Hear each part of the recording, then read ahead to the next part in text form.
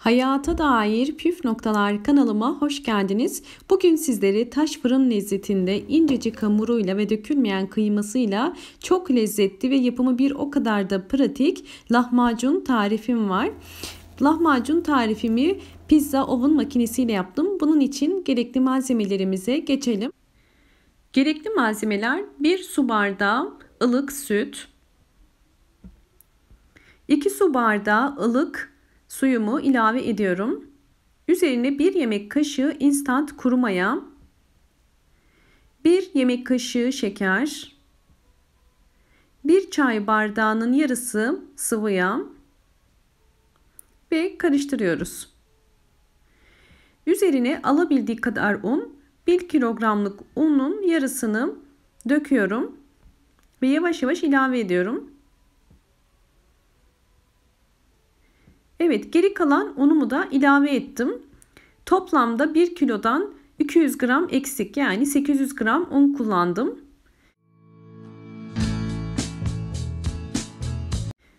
Kıvamını görüyorsunuz. Bu şekilde çok yumuşak bir hamur olmayacak. Ele yapışmayan kıvamı bu şekilde olması gerekiyor.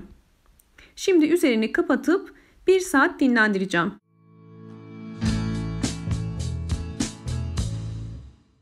Lahmacunun iç harcı için gerekli malzemelerimiz: önceden rendelemiş olduğum 2 büyük boy soğan ve 2 diş sarımsağımı tabağımın içerisine alıyorum. Üzerine maydanozumu ilave ediyorum. Ve baharatlarım: 2 tatlı kaşığı tuz, 1 tatlı kaşığı kırmızı biber ve 1 tatlı kaşığı karabiber ilave ediyorum. 1 yemek kaşığı domates salçası ve 1 yemek kaşığı biber salçasını da ilave ediyorum. Biraz karıştırıp üzerine 1 çay bardağı dolusu sıvı yağımı ilave ediyorum. Sıvı yağ daha sürülebilir bir kıvama gelmesine yardımcı olacak. Ve üzerine 2 adet domatesinizi ilave ediyorum. Ben buzluktan çıkardım. Evet, malzemelerimizi karıştırıyoruz. Son olarak üzerine kıymamı dökeceğim.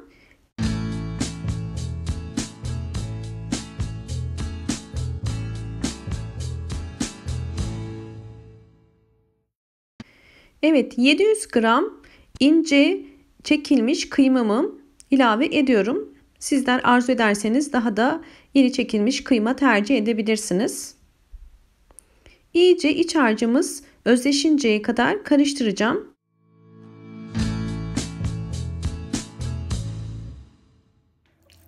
Evet, iç harcımızın kıvamı bu şekilde olması gerekiyor. Hamurumuz da rahatlıkla sürülebilir bir kıvama geldi. Şimdi buzdolabında biraz dinlendireceğim. Mayalanan hamurumu şimdi bezelere ayıracağım. Mandalina büyüklüğünde bezeler yapıyorum.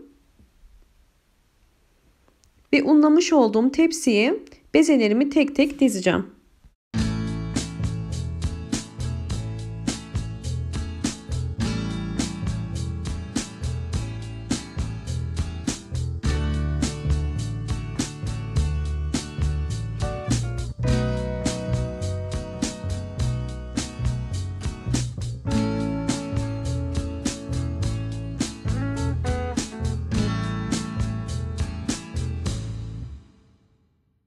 Bütün bezelerimi tepsiye dizdim ve üzerlerini hafif unladım. Kurumaması için bir örtü üzerlerine serdim. Şimdi ilk bezemden başlıyorum.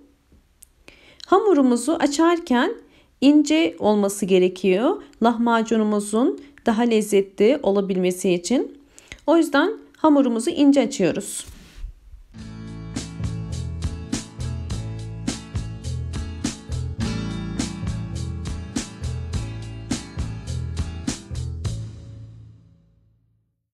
Açtığım hamurumun üzerindeki fazla unun kalmaması için biraz sirkeledim. Ve gördüğünüz gibi küreklerin üzerine biraz unlayıp bezemi üzerine koydum. Şimdi iç harcımdan sürüyorum. İsterseniz küreklerin üzerine koymadan da iç harcı sürebilirsiniz. Fakat bu şekilde işlem daha kolay olacaktır. Ve önceden ısıtmış olduğum pizza oven makinesinin içerisine koydum. Bakın görüyorsunuz gayet güzel pişti.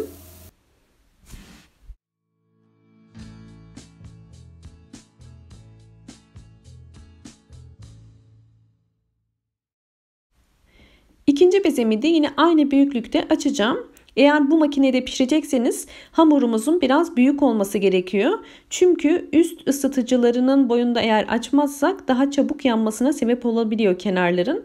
O yüzden hamuru biraz büyük açmanızı tavsiye ederim.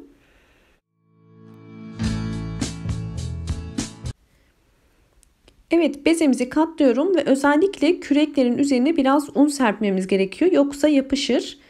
Bu işlemi daha kolay olması için ben bezemi küreklerin üzerine koyup bu şekilde iç harcımdan süreceğim. Lahmacunda en önemli püf noktalardan bir tanesi iç harcının bu şekilde sürülebilir kıvamda olması gerekiyor. Hiçbir şekilde dökülmüyor. Piştikten sonraki halinde zaten görmüş olacaksınız. Bakın görüyorsunuz gayet güzel. Şimdi pizza oven makinemin içerisine koyuyorum ve kapağını kapatıyorum. Burada derece de önemli. Ben 2,5 dereceye 5 dakikada pişiriyorum. Daha yüksek derecede hızlı yakabiliyor.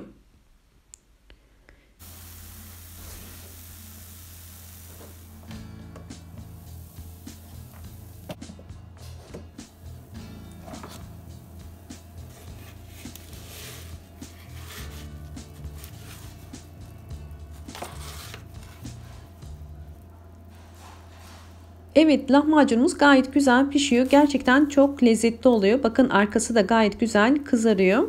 Yani şunu söyleyebilirim. Bugüne kadar yaptığım en lezzetli lahmacun gerçekten pizza oven makinesiyle yapmış olduğum lahmacundu. Çünkü taş olduğu için taş üzerinde taş fırın tadı veriyor. Sizlere de tavsiye ederim.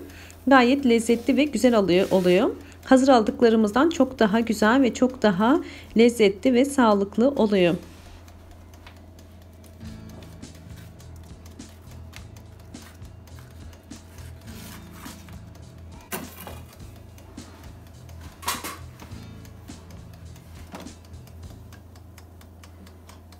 Lahmacunlarım pişerken yanına güzel bir salata yaptım. Sizler arzu ettiğiniz şekilde yanına güzel bir ayran da yapabilirsiniz.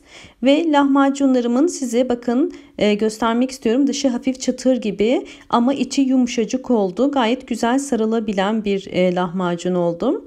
Sizlere muhakkak tavsiye ederim. Umarım bu videom sizler için faydalı olmuştur. Eğer videomu beğendiyseniz kanalıma abone olmayı ve beğen tuşuna basmayı unutmayın. Yeni videolarımdan haberdar olmak istiyorsanız zil sesini de açmayı unutmayın. Hoşça kalın.